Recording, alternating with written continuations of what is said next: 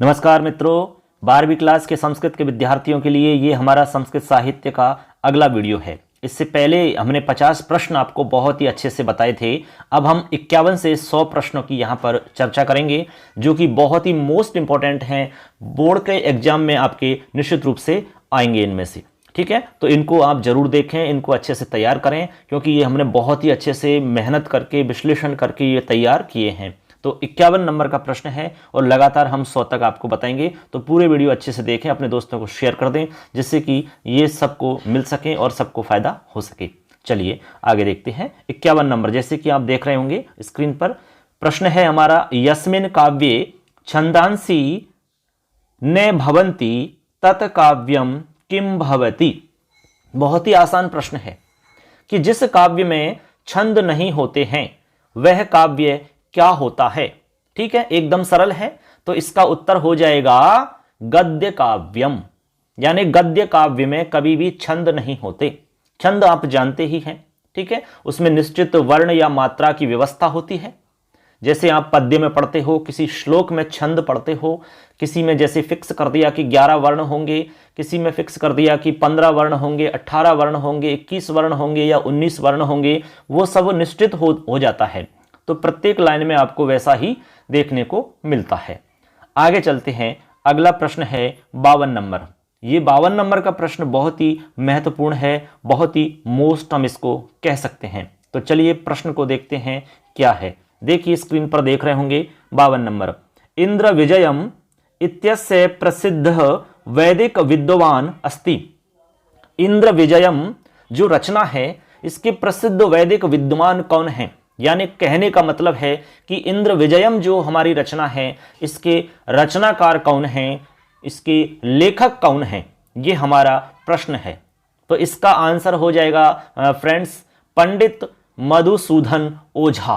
पंडित मधुसूदन ओझा ने इसकी रचना करी है।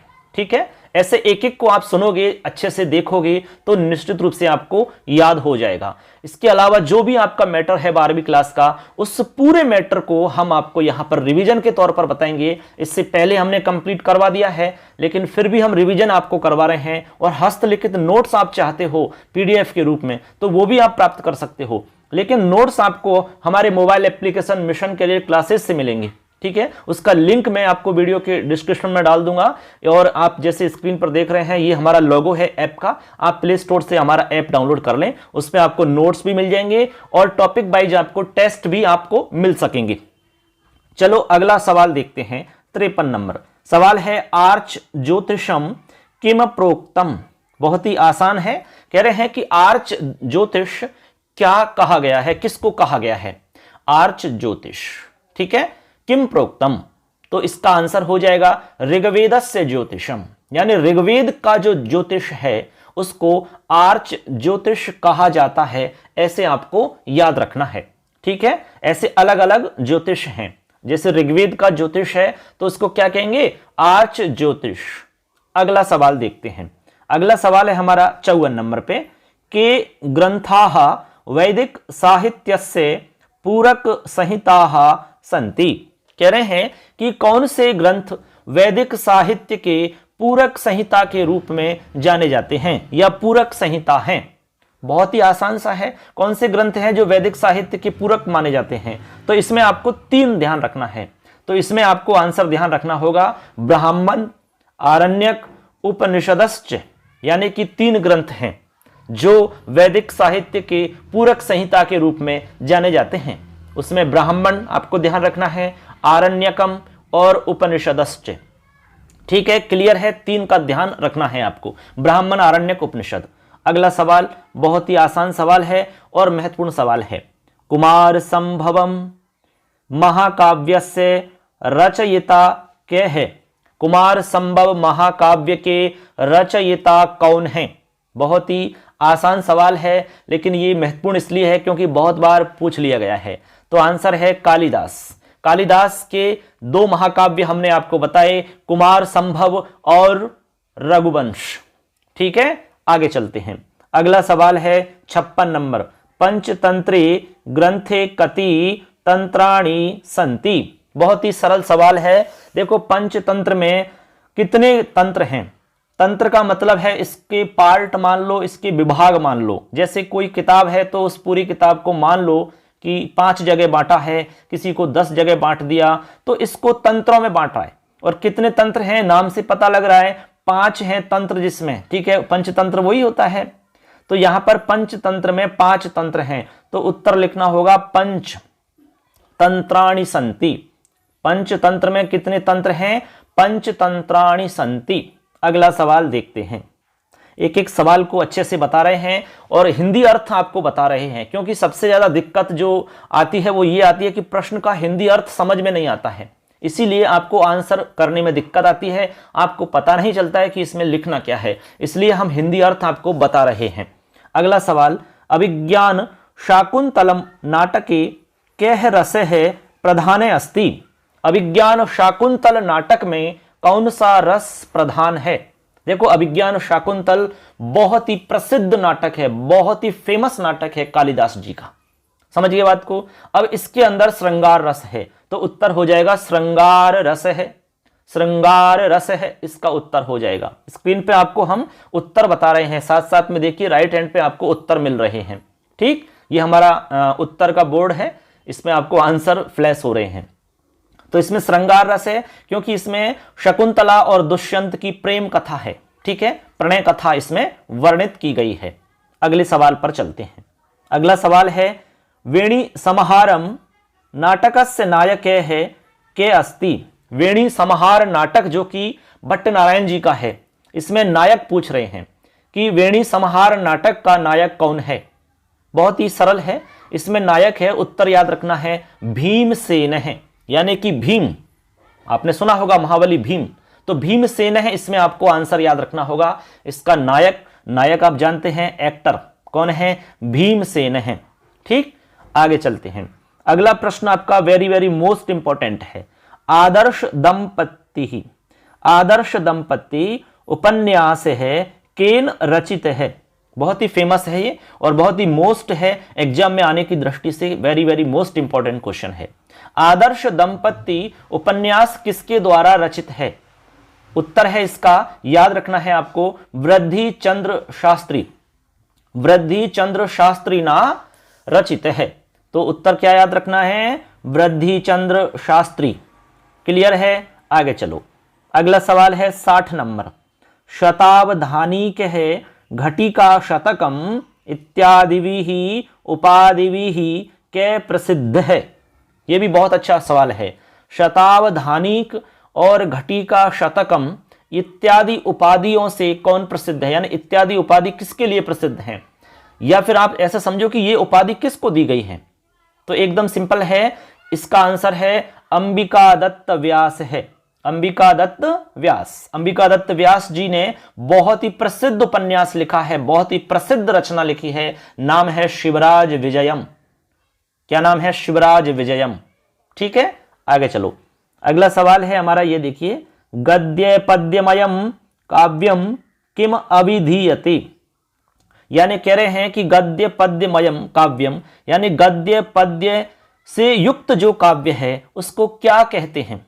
जिसमें गद्य भी हो पद्य भी हो, जिसमें दोनों ही बातें हो, गद्य और पद्य की, या दोनों का मिश्रित जो रूप होता है उसको क्या कहा जाता है? देखो, काव्य के 3 भेद है, गद्य होता है, पद्य होता है और एक तीसरा होता है चंपू काव्य। तो जिसके अंदर गद्य भी हो और पद्य भी हो, उन दोनों के मिश्रित रूप को चंपू काव्य कहते हैं। इसका आंसर हो जाएगा चंपू काव्यम। क्या हो जाएगा? चंपू काव्यम।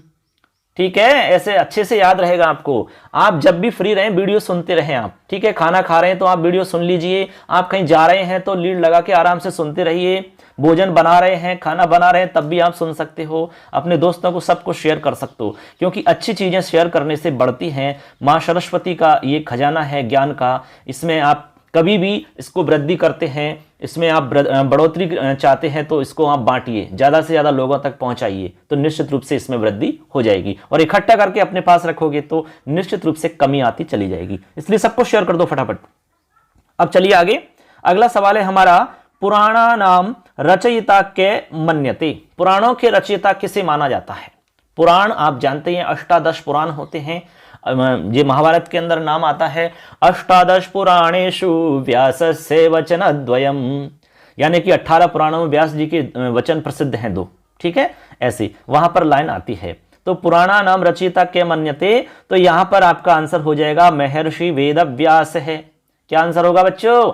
महर्षि वेदव्यास है, इसका आंसर हो जाएगा। ठीक है, आगे चलिए। अगला सवाल है हमारा, काल विज्ञापकम शास्त्रम किम उच्यते। काल विज्ञापक शास्त्र किसको कहा जाता है? सिंपल है, काल यानी समय होता है, विज्ञापक यानी जानने वाला या बताने वाला, यानी काल इत्यादि के बारे में जो हमें बताए या हमें जो सिखाए या समझाए या अधिगम करवाए, ऐसा शास्त्र क्या कहलाता है? तो सिंपल है, उसको हम कहते हैं ज्योतिषम। उत्तर हो जाएगा इसका ज्योतिषम। क्या उत्तर हो जाएगा? ज्योतिषम। ठीक है, अगला सवाल देखते हैं। देखिए, अगला सवाल है हमारा, एकदम आसान सा सवाल है, कोई इसमें दिक्कत नहीं है। चलिए अगला सवाल पढ़ते हैं, 64 नंबर। आरण्यकम इति कम साहित्यम कथ्यते। कह रहे हैं कि आरण्यकम इति, आरण्यक ऐसा, कम साहित्यम किस साहित्य को कहते हैं? आरण्यक किस साहित्य को कहते हैं बताइए? यानी आरण्यक साहित्य होता क्या है, ये हमें बताना है इसमें। ठीक है, वैदिक साहित्य की पूरक संहिता के रूप में हमने 3 ग्रंथ बताए थे, ब्राह्मण, आरण्यक, उपनिषद। तो यहां पर आपसे पूछ रहे हैं कि आरण्यक जो साहित्य है वो होता क्या है? तो इसके आंसर में याद रखना होगा, यस्य साहित्यस्य अध्ययनम अध्यापनम च नगर ग्रामाभ्याम दूरे अरण्ये भवति स्म तत् आरण्यकम साहित्यम भवति। यानी जिस साहित्य का अध्ययन और अध्यापन नगर और ग्राम से दूर जंगल में होता है, जंगल के लिए अरण्य शब्द है, अरण्य में होता है, उसको हम आरण्यक कहते हैं। यानी अरण्य से संबंधित को आरण्यक कहते हैं। ठीक है, क्लियर है? आगे चलिए। अगला सवाल है, बहुत ही अच्छा सवाल है।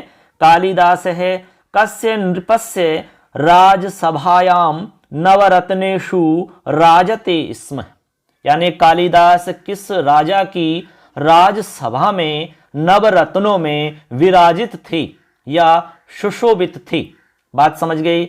ऐसे तो इसका आंसर मैं बता रहा हूं सीधा, विक्रमादित्य से, यानी राजा विक्रमादित्य की राजसभा में नवरत्नों में इनकी मतलब गिनती होती है, ये नवरत्नों में सुशोभित हैं। किसकी राजसभा के अंदर? राजा विक्रमादित्य से। ठीक है, इन्होंने, कालिदास जी ने वो श्लोक लिखा है, टटम टटम टम टटम टटम टम। अब आप बताइए कहां का है, आपको यदि पता हो। चलिए कोई बात नहीं है, इसको मैं अलग से बता दूंगा, एक कहानी है इसके पीछे, वो उसको थोड़ा इसलिए नहीं बता रहा हूं क्योंकि ये थोड़ा सा आपका विषय अलग हो जाएगा और ये हमारे प्रश्न बहुत ही महत्वपूर्ण हैं और ये एग्जाम में आपके निश्चित रूप से आएंगे, इसलिए पहले इनको समझते हैं, उसके बाद में पूरी कहानी आगे बताएंगे। अगला सवाल है, हितोपदेशस्य ग्रंथस्य रचयिता कह आसीत। कहने का मतलब हुआ, हितोपदेश ग्रंथ के रचयिता कौन थे? हितोपदेश ग्रंथ जो है वो किसने लिखा है? ठीक है, तो इसके उत्तर में आपको लिखना होगा नारायण पंडित है। क्या उत्तर होगा इसका बच्चों? नारायण पंडित है। क्लियर है? एक एक को अच्छे से समझ लेना, एक एक प्रश्न बहुत ही महत्वपूर्ण है ऐसे। तो नारायण पंडित उत्तर याद रखना होगा। अगला सवाल है आपका, बहुत ही मोस्ट प्रश्न है, स्वप्नवासव दत्तम नाटकस्य प्रणेता कह आसीत। स्वप्नवासव दत्तम नाटक के प्रणेता कौन थे, यानी कि रचयिता कौन थे, लेखक कौन थे, किसने रचना करी है? तो आपको पता है कि स्वप्नवासव दत्तम जो नाटक है वो बहुत ही प्रसिद्ध नाटक है महाकवि भास का। तो आंसर में लिखना होगा महाकवि ही भास है, यानी महाकवि भास ने 13 नाटक लिखे हैं बच्चों। कितने? 13 नाटक लिखे। अब 13 नाटक में सबसे फेमस और प्रसिद्ध नाटक है ये, बिल्कुल प्रेम कहानी है इसके अंदर, बहुत ही अच्छी। ठीक है, वासव दत्ता को सपने में देखा जाता है, इसलिए नाम रख दिया जाता है स्वप्न वासव दत्तम। पूरी कहानी को हम बाद में समझेंगे, आपको अभी थोड़ा सा विषय अलग हो जाएगा। ठीक, आगे चलिए। अगला सवाल है हमारा, ईश्वर विलास है केन रचित है। ईश्वर विलास जो रचना है वो किसकी है, किसने लिखी है? तो उत्तर याद रखना होगा, सीताराम भट्ट पर्वणि करेण। सीताराम भट्ट पर्वणि कर ने लिखी है। तो ये हमारे 68 नंबर के प्रश्न का उत्तर हो जाता है। चलिए आगे चलते हैं। लगातार सीरीज चलेगी हमारी शतम यानी कि 100 तक चलेगी। इसमें हमने 100 प्रश्न बहुत ही मोस्ट इंपॉर्टेंट इसमें हमने इकट्ठे किए हैं और आगे यदि आप चाहोगे तो हम 50 प्रश्न और बना देंगे यानी कि 150 प्रश्न, उसके बाद में कुछ भी नहीं बचेगा। ठीक है, चलिए आगे चलते हैं। अगला सवाल देखते हैं यहां से। देखिए 69 नंबर का हमारा प्रश्न है, बहुत ही अच्छा सवाल है, देखते हैं। विशंभरा पत्रिकाया संपादनम केन कृतम। कह रहे हैं कि विशंभरा पत्रिकाया संपादनम केन कृतम, इसका मतलब क्या हुआ? यानी विशंभरा पत्रिका है, जैसे बहुत सारी पत्रिकाएं अलग अलग नाम से निकलती हैं, तो यहां पर पत्रिका का नाम क्या है? विशंभरा। कह रहे हैं कि इस विशंभरा पत्रिका का क्या बताना है आपको? संपादन किसने किया है, इसका संपादन किसके द्वारा किया गया है, ऐसा यहां पर आपसे पूछ रहे हैं। तो आंसर में लिखना होगा डॉक्टर प्रभाकर शास्त्री ना। क्या उत्तर लिखना होगा? डॉक्टर प्रभाकर शास्त्री। क्लियर है? आगे चलो। अगला सवाल है 70 नंबर का। कुमार संभव महाकाव्यस्य संदेश है किमस्ति। कुमार संभव महाकाव्य का संदेश क्या है? ठीक है, जो कुमार संभव महाकाव्य है बहुत ही प्रसिद्ध रचना है, इसमें क्या संदेश है? तो इसमें आपको संदेश में लिखना होगा, इसके उत्तर में लिखना होगा अन्याय न्यायस्य विजयः। अन्याय पर न्याय की विजय, ऐसा आपको यहां लिखना होगा आंसर में। स्क्रीन पर फ्लैश हो रहा है आंसर, हमारा आंसर बोर्ड हमने बना रखा है, इस पे आपको आंसर दिख रहे होंगे। चलें आगे, चलिए अगला सवाल देखते हैं। सर्वासाम भारतीय विद्यानाम आधाराः के सन्ति। कह रहे हैं कि सर्वासाम भारतीय विद्यानाम, सभी भारतीय विद्याओं के आधार किसे कहा जाता है? यानी भारतीय जितनी भी विद्याएं हैं उनका आधार किसे कहते हैं? तो एकदम सिंपल है, आधार कहते हैं वेदाः, वेदों को कहा जाता है। यानी जितनी भी विद्याएं हैं हमारी, प्राचीन समय में 14 प्रकार की विद्याओं का अध्ययन होता था बच्चों। कितने प्रकार की? 14 प्रकार की विद्याओं का अध्ययन किया जाता था। तो ऐसे करके ये सारी विद्याओं का आधार यदि बताएं तो वेद हैं, ऐसे आपको उत्तर समझना है। आगे चलिए, अगला सवाल है हमारा पुराणा नाम संख्या कति। पुराणों की संख्या कितनी है? वैसे हम पहले बता चुके हैं, इसका आंसर हो जाएगा 18। कितना? 18, अष्टादश। हमने बोली थी ना एक लाइन, अष्टादश पुराणेषु व्यासस्य वचनद्वयम् परोपकाराय पुण्याय पापाय परपीडनम। तो 18 पुराण आपको आंसर लिखना होगा। ठीक है, एकदम अच्छे से बता रहा हूं मैं, सरल तरीका से बता रहा हूं, धीरे धीरे आपको समझा रहा हूं। ठीक है, जिससे कि आपको अच्छे से समझ में आए। अगला सवाल देखते हैं। छंदसाम प्रथम विवेचनम कुत्र प्राप्यते। कह रहे हैं कि छंदों का प्रथम विवेचन कहां प्राप्त होता है?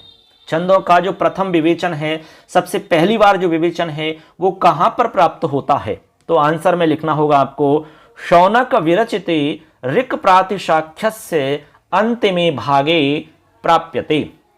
यानी शौनक के द्वारा जो रचित ऋक् प्रातिशाख्य है, उस ऋक् प्रातिशाख्य के अंतिम भाग में छंदों का विवेचन प्राप्त होता है। किसका? छंदसाम। क्लियर है? ये आपको आंसर याद रखना होगा। अगला सवाल देखते हैं। अगला सवाल है सामगानस्य आरंभ है केन शब्देन भवति।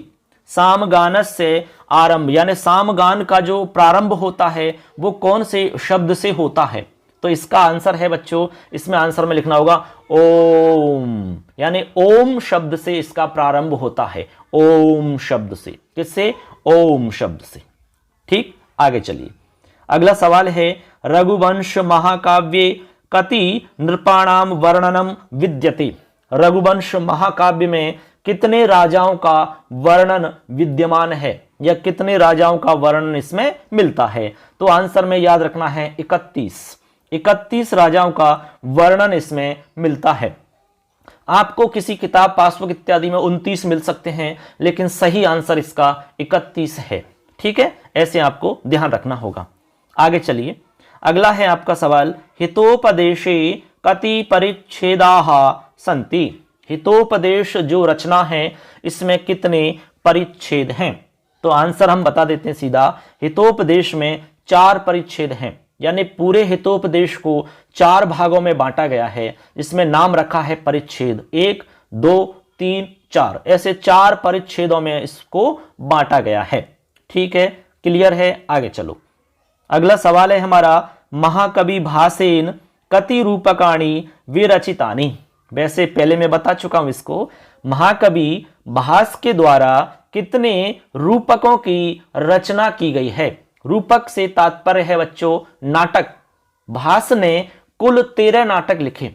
अभी हमने कहा कि उन 13 नाटकों में बहुत ही प्रसिद्ध और फेमस है स्वप्न वासव दत्तम, ठीक है, जो कि पूरी तरीका से श्रृंगार रस से ओतप्रोत है। तो भास ने कितने नाटक लिखे हैं, कितने रूपक लिखे हैं? 13। तो आपको आंसर लिखना है 13। ठीक है, आगे चलिए अगला सवाल देखते हैं। देखिए, श्री कृष्ण राम भट्टेन रचित महाकाव्यम किम। श्री कृष्ण राम भट्ट के द्वारा रचित महाकाव्य कौन सा है? बहुत ही अच्छा प्रश्न है।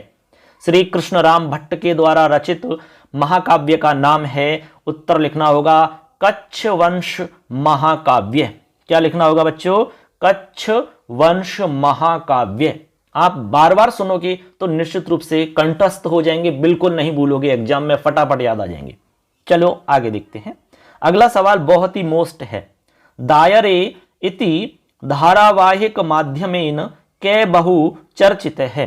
कह रहे हैं कि दायरे नाम का एक धारावाहिक कार्यक्रम आता है। इस धारावाहिक कार्यक्रम के माध्यम से कौन बहुत चर्चित हुए, यानी कौन व्यक्ति इस कार्यक्रम के द्वारा बहुत ज्यादा चर्चा में हुए? तो आंसर में लिखना होगा डॉक्टर हरिराम आचार्य है। डॉक्टर हरिराम आचार्य इसका आंसर हो जाएगा। क्लियर है बच्चों? चलो अगला सवाल देखते हैं 80 नंबर पे। किरातार्जुनीयम महाकाव्ये कस्य कथा अस्ति। बहुत ही सरल सवाल है। किरातार्जुनीयम महाकाव्य जो कि बहुत ही प्रसिद्ध रचना है, और किसकी है? भारवी जी की। महाकवि भारवी की रचना है ये, ठीक है।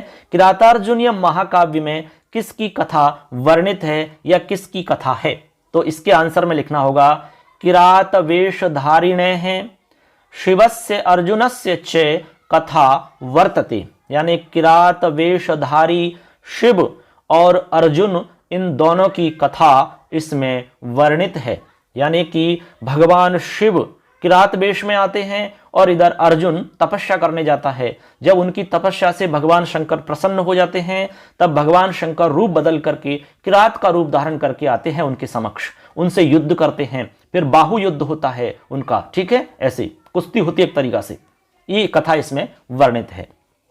आगे चलिए अगला सवाल है हमारा, वैदिक मंत्र समुदाय केन शब्देन व्यवह्रियते। वैदिक मंत्र समुदाय केन शब्देन व्यवह्रियते। यानी वैदिक मंत्र समुदाय, जो वैदिक मंत्रों का एक समूह है, ठीक है, जैसे 4, 5, 10 मंत्र हैं, उनके समूह को किस शब्द से कहा जाता है, किस शब्द से व्यवहार किया जाता है? तो आंसर लिखना होगा संहिता। संहिता को वैसे संधि भी कहा जाता है, जैसे परः सन्निकर्षः संहिता, ठीक है। तो इसका आंसर लिखना होगा संहिता, ठीक है, जैसे कि आप स्क्रीन पर देख रहे हैं। अगला सवाल देखते हैं। अगला सवाल हमारा बहुत ही अच्छा सवाल है। चलिए एक बार उसको भी देख लेते हैं, क्या सवाल है, पूरे को पढ़ते हैं और अच्छे से समझते हैं। 82 नंबर का, सूक्त मंडल भेदेन क्या है वेद है विभक्त है। सरल सवाल एकदम। सूक्त मंडल भेद से कौन सा वेद विभक्त है? समझ गए? सूत्र मंडल भेद से कौन सा वेद विभक्त है? तो उत्तर में लिखना होगा ऋग्वेद है, जो कि सबसे प्राचीन वेद माना जाता है, ऋग्वेद है, ठीक है, ये इसका आंसर हो जाता है। अगला सवाल बहुत ही अच्छा सवाल है। छंद है शास्त्रस्य प्रथम ग्रंथस्य किम नाम कह च तस्य लेखके। ये कह रहे हैं कि छंद शास्त्र से प्रथम ग्रंथस्य किम नाम, यानी छंद शास्त्र के प्रथम ग्रंथ का क्या नाम है और उसके लेखक का क्या नाम है? तो आचार्य पिंगल मुनि ही, ऐसा आपको आंसर लिखना है। क्या है? छंद शास्त्र ग्रंथ हो गया हमारा, इसका जो लेखक है वो कौन है? आचार्य पिंगल मुनि ही, यानी आचार्य पिंगल मुनि ने लिखा है, ठीक है, ऐसे, जिसमें छंद शास्त्र के बारे में पूरी डिटेल है। ये आपको आंसर लिखना होगा। आगे चलिए अगला सवाल है हमारा, सामगानस्य प्राणाः के संति। सामगान के प्राण क्या हैं? यानी सामगान जो हम करते हैं उसके प्राण किसे माना जाता है? तो एकदम सिंपल है इसका आंसर, स्वराहा। क्या? स्वराहा। आप स्वर जानते ही हैं, सारे गामा पा धा नी सा, ये हमारे स्वर हैं, ठीक है, इन्हीं स्वरों की बात हो रही है। अगला सवाल समझते हैं। देखिए, किरातार्जुनीयम इति महाकाव्यस्य प्रणेता के आसीत। किरातार्जुनीय महाकाव्य के प्रणेता कौन थे? वैसे मैं बता चुका हूं आपको पहले ही, फिर भी आपको इसका आंसर लिखना होगा महाकवि भारवीहि। क्या आंसर लिखना होगा? महाकवि ही भारवीहि। और इससे पहले हमने अभी बताया था कि किरातार्जुनीयम में क्या वर्णित है, क्या है इसके अंदर विषय वस्तु। चलो अगला सवाल देखते हैं। अगला सवाल है, प्रतिज्ञा यौगंधरायणम नाट्यकृति ही कस्य अस्ति। प्रतिज्ञा यौगंधरायण नाट्यकृति किसकी है? तो इसका आंसर लिखना होगा महाकवि भास, महाकवि भासस्य।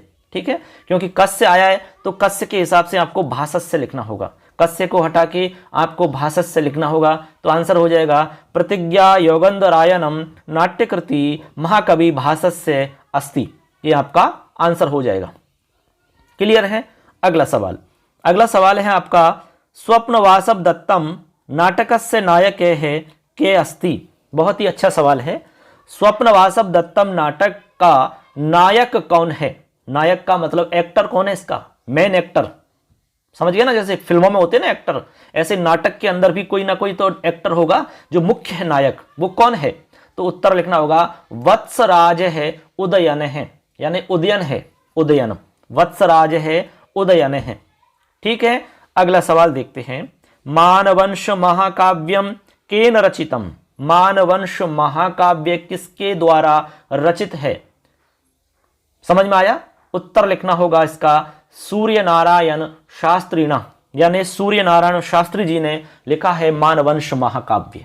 ठीक है, अगला सवाल देखते हैं। थोड़े से सवाल और हैं, बस थोड़ा सा धैर्य और रखना है, बस ज्यादा आपको टेंशन लेने की आवश्यकता नहीं है। देखिए 89 हमारा सवाल है, 89 नंबर पे।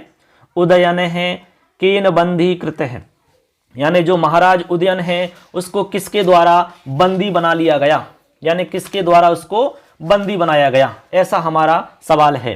तो इसमें लिखना होगा आंसर प्रद्योतेन बंदी कृतः, प्रद्योत के द्वारा, प्रद्योतेन बंदी कृत है। ठीक है, ये इसका उत्तर हो जाएगा, जैसे कि स्क्रीन पर फ्लैश हो रहा है आपको। आगे देखिए, अगला सवाल है, नैषधीय चरितम महाकाव्यस्य परिचयम संक्षेपेण लेखनीयम। ये कह रहा है कि नैषधीय चरित महाकाव्य का परिचय संक्षेप में लिखो या लिखना चाहिए। तो इसमें आप लिख सकते हैं, देखिए, अत्र निषद देशस्य राज्ञः नलस्य तस्य प्रियायाः दमयन्त्याः च प्रणय कथा वर्णिता। अर्थात यहाँ पर निषद देश के राजा नल की और उसकी प्रिया दमयंती की प्रणय कथा वर्णित है। यह कहने का मतलब हो गया कि नैषधीय चरित जो रचना है या महाकाव्य है, इसमें नल और दमयंती की प्रेम कहानी है, प्रेम कथा का वर्णन है। ठीक है, ये आपका आंसर हो जाता है। अगला प्रश्न, संहिता भागस्य व्याख्या रूप है कह विद्यते, यानी संहिता भाग का व्याख्या रूप क्या कहलाता है? बताइए। तो आंसर हो जाएगा ब्राह्मण रूप, उसको कहते हैं ब्राह्मण रूप। ठीक है, चलिए अगला सवाल। अगला सवाल है हमारा, याकोबी महोदयस्य मते ऋग्वेदस्य रचना काल है किमस्ति, यानी याकोबी महोदय के मत में ऋग्वेद की रचना काल क्या है, यानी ऋग्वेद का समय क्या माना गया है? तो इसका उत्तर होगा बच्चों 4500 ईस्वीतः पूर्वमेव निर्धार्यते, यानी 4500 ईस्वी से पूर्वमेव निर्धार्यते, पूर्व ही निर्धारित किया है इन्होंने, जैसे कि स्क्रीन पर आप देख रहे हैं। ये इसका उत्तर है। अगला प्रश्न, अगला प्रश्न है, व्याकरण से आवश्यकता कथम अस्ति, यानी व्याकरण की आवश्यकता कैसे है? ये इसका आंसर है। देखिए लिखा हुआ दिख रहा होगा, भाषायाः व्युत्पादनाय शुद्धैव, यानी भाषा की व्युत्पत्ति के लिए और शुद्धता के लिए व्याकरण की आवश्यकता है। तो ये इसका आंसर हो गया बच्चों, क्योंकि आप जानते हो कि व्याकरण के बिना हमें पता नहीं चलेगा कि कौन रूप शुद्ध है, कौन अशुद्ध है, किस रूप की, किस शब्द की क्या उत्पत्ति, क्या व्युत्पत्ति होगी, ये हम पता नहीं कर सकते। तो इसके लिए हमें व्याकरण की आवश्यकता होती है। अगला सवाल है सामगानस्य कति भेदाः सन्ति कानिचे, यानी सामगान के कितने भेद हैं और वो कौन से हैं। एकदम आसान है, याद रखना है, पंचभेदाः सन्ति, यानी 5 भेद हैं। अब नाम देख लो आप। पहला नाम प्रस्ताव, उदगीत, प्रतिहार, उपद्रव, निधनम। ठीक है, ये आपके 5 भेद हो जाते हैं। दोबारा सुन लो, उदगीत, प्रतिहार, उपद्रव, निधनानि। ठीक है, प्रस्ताव, उदगीत, प्रतिहार, उपद्रव, निधनानि, ये 5 भेद आपके हो जाते हैं। स्क्रीन पर आपको फ्लैश हो रहे होंगे। चलिए आगे, स्क्रीनशॉट ले सकते हो या नोट्स बना सकते हो, लिख सकते हो। और यदि आप पीडीएफ नोट्स चाहते हो कि सर ने जो बनाए हमें वही चाहिए, तो आप हमारे mobile application mission career classes को अभी प्ले स्टोर से डाउनलोड कर लो, क्योंकि उसी पे मिलेंगे आपके नोट्स। क्योंकि हम एक एक को तो भेज नहीं सकते भाई, इतनी मेहनत हम कर रहे हैं, बना रहे हैं आपके लिए, तो एक एक व्यक्ति को तो भेजना संभव नहीं है। तो आप मोबाइल एप्लीकेशन डाउनलोड करें अपने मोबाइल में और वहां से आप नोट्स प्राप्त कर लें। इसके अलावा आपको वहां पर टेस्ट भी मिल जाएगा। ठीक है, कोई भी आप टेस्ट दिया, जैसे संधि का टेस्ट देना है आपको, ठीक है, आपके किसी पाठ का देना है, तो वहां से आप टेस्ट दीजिए और तुरंत रिजल्ट प्राप्त कर सकते हैं, जिससे पता लग जाएगा कि भाई आपको अपनी तैयारी कितनी है। ठीक है, ऐसे। अगला सवाल देखिए, अर्थ गौरवस्य प्राधान्यम कस्मिन् ग्रंथे अस्ति, अर्थ गौरव की प्रधानता किस ग्रंथ में है। बहुत ही सरल सवाल है। अर्थ गौरव की प्रधानता है क्रातार्जुनीयम महाकाव्य। उत्तर लिखना होगा क्रातार्जुनीयम महाकाव्य। और क्रातार्जुनीयम महाकाव्य किसका है? महाकवि भारव का। भारवेर अर्थ गौरवम, भारवी का अर्थ गौरव प्रसिद्ध है। ठीक है, अगला सवाल, मृच्छकटिकस्य प्रणेता के अस्ति, यानी मृच्छकटिक के प्रणेता कौन है। मृच्छकटिक तो बहुत ही प्रसिद्ध रचना है, तो इसके जो प्रणेता है वो है शूद्रक है। शूद्रक है, ठीक है, शूद्रक। समझ में आया? ऐसे। अगला सवाल है आपका, भवभूति ही कति नाटका नाम रचना एकरोत, भवभूति के द्वारा कितने नाटकों की रचना की गई है, यानी भवभूति जी ने कितने नाटक लिखे हैं, ये हमारा प्रश्न है। तो आंसर लिखना होगा त्रीणी नाटकानि रचितानि, यानी भवभूति ने 3 नाटक लिखे हैं। उनमें तीनों में जो प्रसिद्ध नाटक है, फेमस नाटक है, वो है उत्तर रामचरितम। कौन सा है? उत्तर रामचरितम। ठीक है, क्लियर है? आगे, और स्क्रीन पर आप तीनों का नाम देख सकते हैं। आगे चलिए, अगला है हमारा, विद्याधर शास्त्री ने है जन्म कुत्र एभवत, यानी विद्याधर शास्त्री जी का जन्म कहां हुआ। तो इसका आंसर बता देते हैं। इसका आंसर है मित्रों, विद्याधर शास्त्री ना जन्म चूरू जनपदे एभवत, यानी चूरू जिले में हुआ है। कहां पर हुआ है? चूरू जिले में। चूरू आप देखा होगा, ऐसे। अगला सवाल है हमारा सेकंड लास्ट, वासव दत्तायाः मातु किम नाम, वासव दत्ता की माता का नाम क्या है। वासव दत्ता की माता का नाम बताना है। स्वप्न वासव दत्तम जो नाटक है हमारे भास जी का, उसमें ये नाम आता है अंगारवती। उत्तर लिखना है अंगारवती। क्या उत्तर है? अंगारवती। ये वासव दत्ता की मां का नाम है अंगारवती। अब लास्ट प्रश्न है हमारा शतम और फिर खत्म। ठीक है, शतम यानी 100 और खत्म का मतलब समाप्त हो गया है। अब देखो प्रश्न बहुत ही मोस्ट है ये लास्ट वाला, चतुर्विंशति सहस्री संहिता, चतुर्विंशति सहस्री संहिता का कथ्यते। चतुर यानी 4, विंशति यानी 20, यानी 24,000 संहिता, ऐसा किसके लिए कहा गया है? तो आंसर हो जाएगा रामायणम। रामायण को ऐसा इसलिए कहते हैं क्योंकि रामायण में 24,000 श्लोक हैं, इसीलिए रामायण का नाम रख दिया इन्होंने चतुर्विंशति सहस्री संहिता।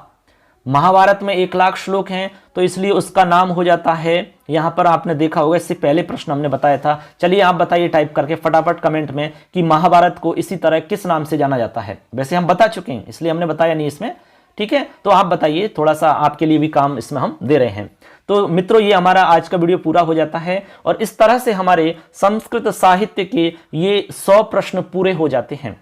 हमें उम्मीद है, विश्वास है, हमारा ये अनुभव कहता है कि इनमें से आपके जरूर प्रश्न मिल जाएंगे। यदि हमें समय मिला, ठीक है, और आपकी डिमांड रही, तो हम 50 प्रश्न और बना देंगे। ठीक है, उसके बाद में कंप्लीट हो जाएगा आपका सब कुछ। वैसे तो इन्हीं में आ जाएगा, लेकिन फिर भी और देख लेंगे हम, मोस्ट इंपॉर्टेंट आपकी बुक्स वगैरह से जहां से भी मिलेगा, हम एक बार और नोट्स बना लेंगे 50 के, फिर आपको एक वीडियो और बना देंगे। ऐसे करके उसमें भी आपका हो सकता है कि कोई प्रश्न आ जाए। तो ऐसे करके इनको प्रत्येक प्रश्न को आपको अच्छे से ध्यान रखना है, सुनना है इस वीडियो को पूरे को, अपने जितने भी दोस्त हैं उनको सबको शेयर कर दो, ठीक है, क्योंकि ज्ञान बांटने से बढ़ता है, कभी भी कम नहीं होता है।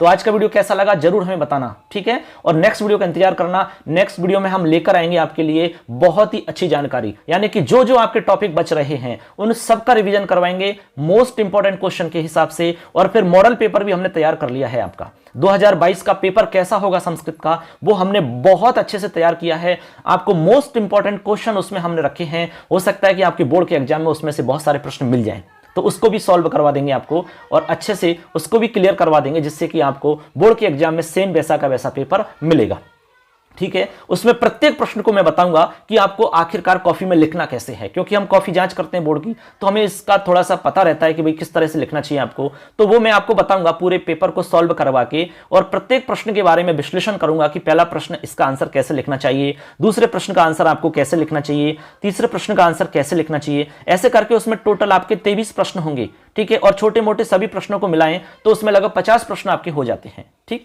ऐसे करके हम उसको बताएंगे अगली वीडियो में। तो दोस्तों आज का ये हमारा वीडियो पूरा हो जाता है, आपने अच्छे से सुना, सबके लिए धन्यवाद। नेक्स्ट वीडियो का इंतजार करें। जय हिंद, जय तु भारतम, जय तु संस्कृतम, धन्यवाद।